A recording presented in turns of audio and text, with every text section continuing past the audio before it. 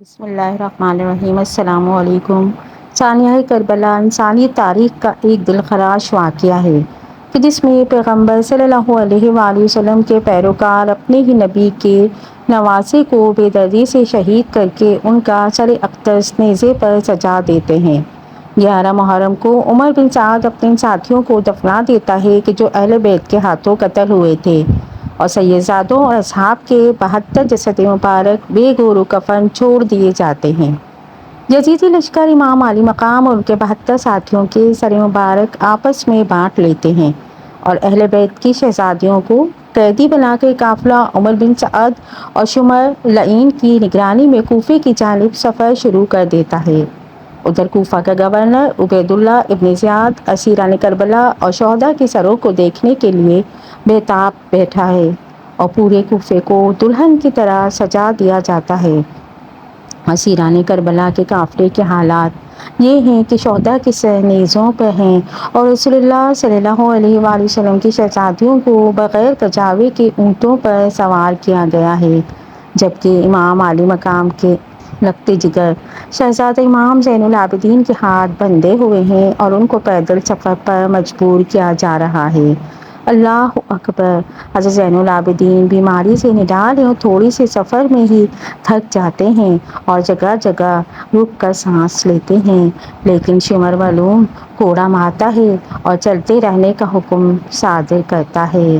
ادھر دوسری طرف جہاں کربلا میں لاشیں بکھرے پڑے ہیں، 13 محرم کو وہاں قبیلہ بنو اسد کی عورتیں دریائے فرات سے پانی بھرنے آتی ہیں تو لاشیں دیکھ کر ان کی چیخیں نکل جاتی ہیں، اپنے مردوں کو بلا کر لاتی ہے اور تمام جسد مبارک کو ایک گھوڑ سوار شخص کی ہدایات کے مطابق دفنا دیا جاتا ہے۔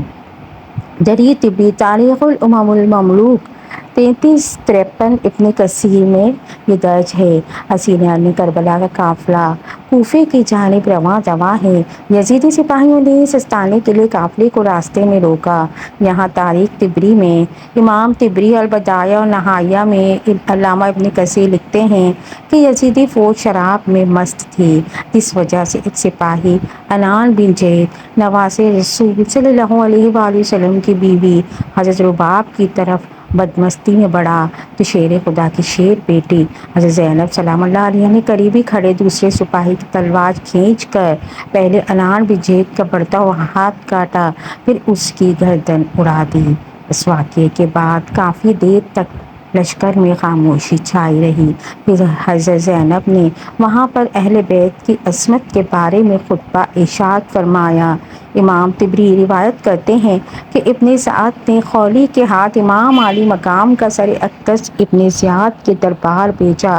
خولی جب کوفہ پہنچا تو رات کا وقت تھا، اس لیے وہ سر مبارک کو اپنے گھر لے گیا اور ایک برتن میں ڈھانپ دیا۔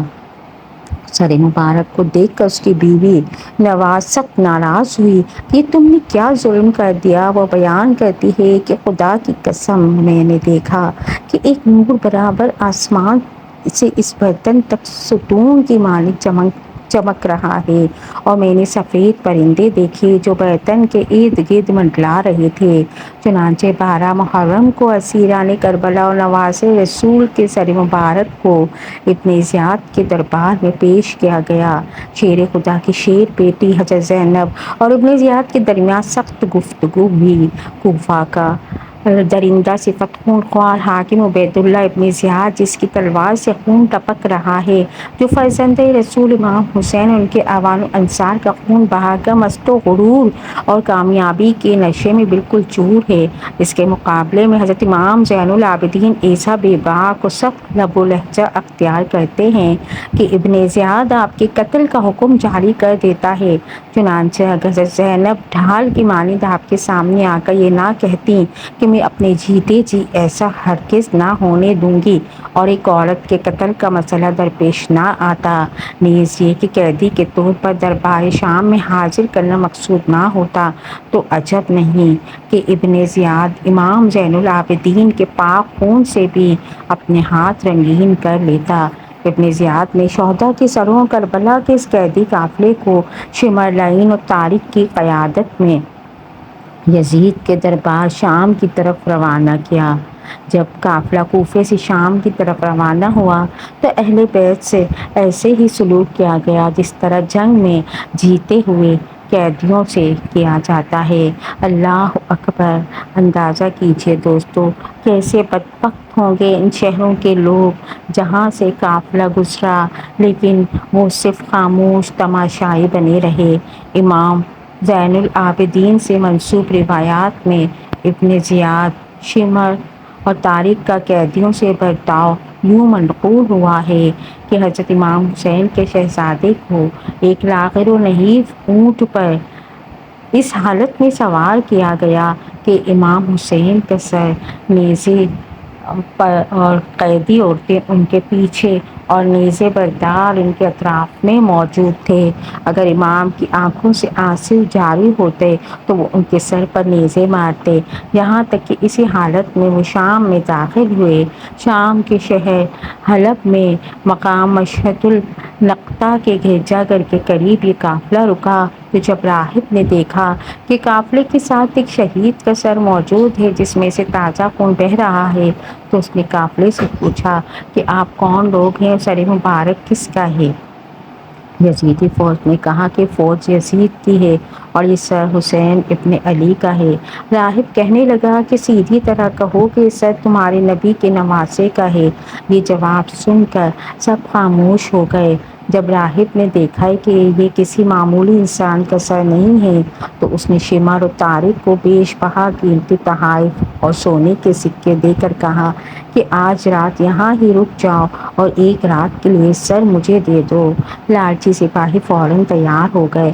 راہب ساری رات سر مبارک کی کرامات دیکھتا رہا اور صبح کلمہ پڑھ کر مسلمان ہو گیا۔ روایات کے مطابق ظلم و جبر سہتے یہ اہل بیت اطہار کا قافلہ پہلی صفر کو شام میں داخل ہوا۔ یزید کے حکم کے مطابق شہر کو ایسے ہی سجایا گیا تھا جیسے کسی جیتی ہوئی فوج کے کمانڈر کے استقبال کے لیے سجایا جاتا ہے۔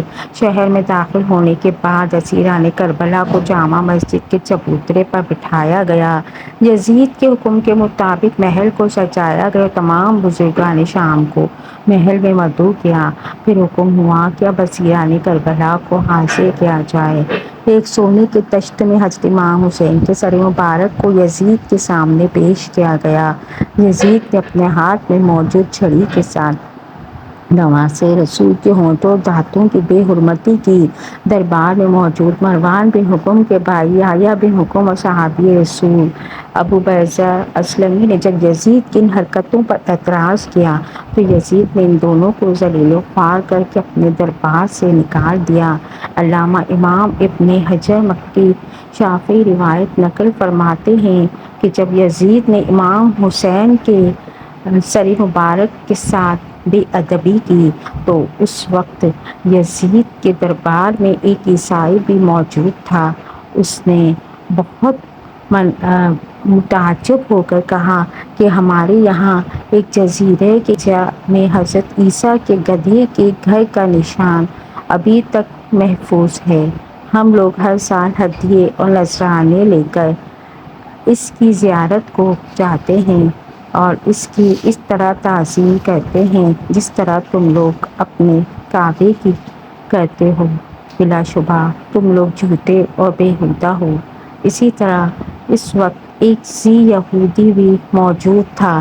اس نے کہا کہ میرے اور میرے پیغمبر حضرت داؤد علیہ السلام کے درمیان 70 پشتیں گزر چکی ہیں، لیکن اب تک یہودی میری تعظیم و تکریم کرتے ہیں اور تم نے اپنے نبی کے فرزند کو اس طرح بے دریغ قتل کر دیا۔ صحابی رسول حضرت نعمان بن بشیر جو حضرت مسلم بن عقیل کے ساتھ کوفہ میں سختی نہ کرنے کے سبب بحکم یزید گورنری سے معزول کر دیے گئے تھے، یزید نے انہیں اہل بیت نبوت کا ہمدرد سمجھ کر بلوایا اور کہا حسین کے اہل و عیال کو مدینہ پہنچانے کا انتظام کرو۔ حضرت نعمان بن بشیر کے ہمراہ 30 آدمیوں کا حفاظتی دستہ کیا گیا۔ وہ اہل بیت کو لے کر مدینہ منورہ کے لیے روانہ ہوئے اور راستہ بھر نہایت تعظیم و تکریم سے پیش آئے۔ مدینہ منورہ کے لوگوں کو واقعہ کربلا کی خبر پہلے ہی پہنچ چکی تھی۔ جب یہ لٹا ہوا قافلہ شہر میں داخل ہوا تو ایک کہرام مچ گیا۔ قیامت سے پہلے قیامت آ گئی۔ وفور غم اور جذبہ بے خودی میں اہل مدینہ اپنے گھروں سے روتے ہوئے نکل پڑے۔ قافلہ سیدھا نبی کریم کے روضہ اقدس پر حاضر ہوا۔ حضرت امام زین العابدین کی نظر جیسے ہی روضہ مطہرہ پر پڑی تو آپ بے اختیار رو پڑے، صرف اتنا ہی کہہ سکے، یا رسول اللہ، اپنے نواسے کا سلام قبول فرمائیے۔